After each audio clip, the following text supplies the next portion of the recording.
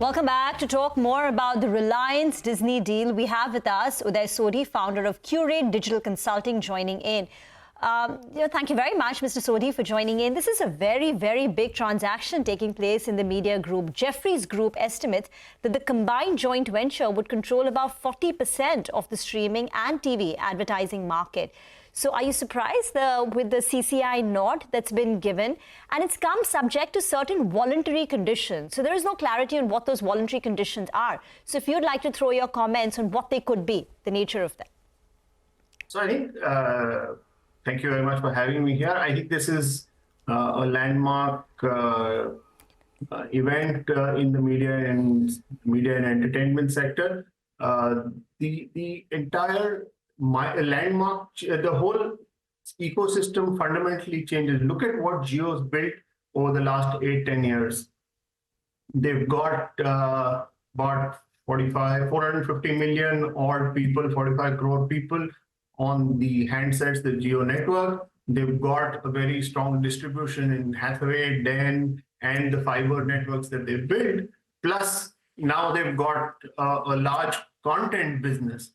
I think from an impact point of view, I don't think worldwide there is any network, media to telecom network, which is this big in terms of impact, reaches about 500 million people, 120 TV channels, 2 OTT platforms. So I think it is one of the largest events in the media and entertainment space and works well for Reliance.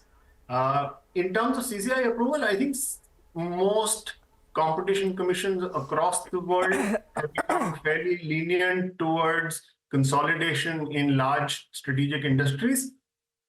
And I think CCI here has also taken a fairly lenient view on this merger. Voluntary changes, I think we'll have to see over a period of time what these changes are in terms of how Reliance looks at changes in terms of impact. I think the real impact is going to be on sports rights, but we'll see how that plays out. Okay, so the real impact is going to be on sports, right? There are a lot of sporting events. There's IPL, ICC, BCCI cricket matches, etc. The Indian Super League. There's NBA, Pro Kabaddi leagues. There's so much that we're talking about here. And all of it is going to be now on Jio Cinema, and I think that concentration is going to be significant. But yeah, I think it's also going to be great for the consumer that, on one OTT destination or one television channel, a lot of that is going to be available. It does become a bit of a monopoly, but I think consolidation is good for the industry. The industry needs investment to grow. That was my next question, actually. It becomes largely a monopoly now. So what does this mean for the other players in the system currently? And how do you see the whole terrain changing as far as advertising is concerned? If the first and the fourth player get together, there is a significant consolidation in advertising. We've got 2 other players on the television side, which is the entire Z network and Sony's network. So I think there will be a bit of a play here. There will be a bit of a readjustment because the first and the fourth player are getting together. I would imagine Z and Sony will have to, invest significantly behind expanding their network, looking at, how distribution can come in.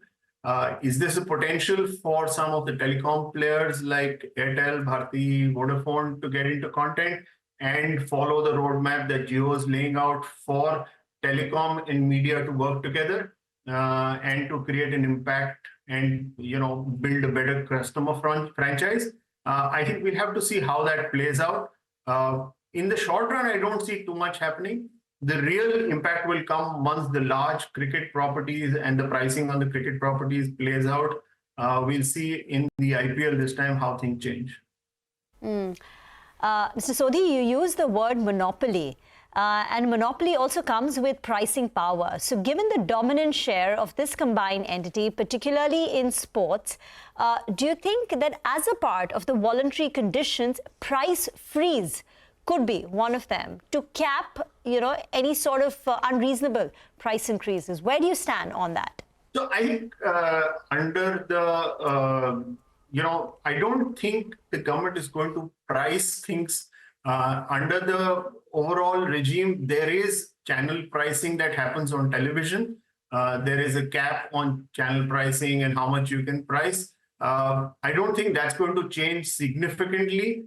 NTO regimes have been around for a while, which restrict too much pricing. So I don't see that happening. I think the digital part will be able to price it a little better. They've been running free. I think there will be a subscription fee coming in shortly. How much is the subscription fee and will that impact advertising? One will see. I think over a period of time, subscription rates on OTT have to start going up to make sense for these businesses to grow. So just to summarize, one final question then. You said that this is a landmark. It's going to be a sea change in the dynamics of the entire industry. So one thing that the consumer should expect is that perhaps the app is now chargeable. No longer are you going to get content for free as you've been, getting. What, if you had to just summarize then this discussion and your expectation, what would be the other three things we should expect going forward, which changes things? For competition, for TV, digital, significant investment in content. I think this because they have control over the distribution and the customers, Reliance will be far more confident in terms of investing money in content. Given that there will be pricing power and profitability, and hopefully the OTT businesses will start delivering better returns, I think we will see an improvement in performance, improvement in the customer offering the quality of what we get out in terms of innovation will come through. I think the two big things that are going to happen on how the product gets distributed, how it's going to be priced, and how much content is going to go out. So I think Reliance's big initiative is probably going to be on throwing out better content for the Indian audience. Okay, we'll leave the discussion here. Thank you very much for that. So watch for investments, better quality, and maybe you'll have to pay a little bit more than you've been paying. But it's a big change in the entire media landscape. We'll get into a short break. We'll come back and get you excerpts from our exclusive conversation that we had with Gautam Saraogi, CEO of Go Fashion India.